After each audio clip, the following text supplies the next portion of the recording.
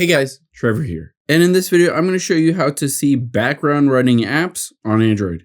It's pretty quick and easy, so let's jump right in. Now, the first thing you're going to do is swipe up to get to the app drawer and make sure you open up your settings.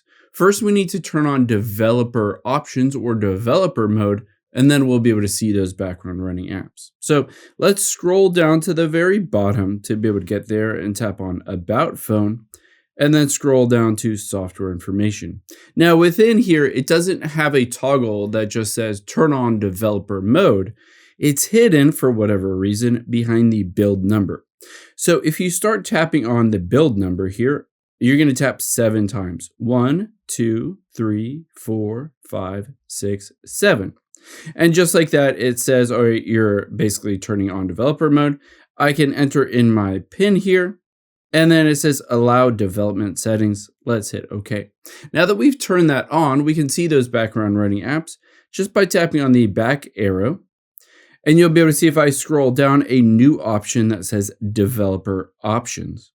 Now on here, again, it doesn't make it super simple because there's not a toggle that says background running apps. It's labeled a bit different.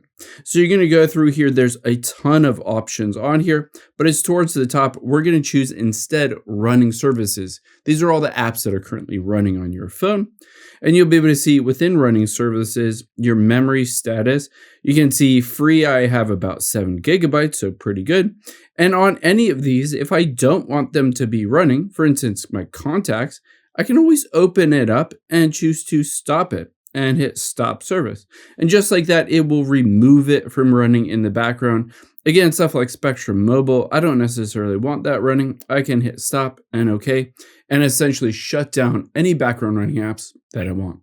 I hope this helps. If it did, hit the subscribe button down below and leave a comment if you have any questions. Thanks, guys.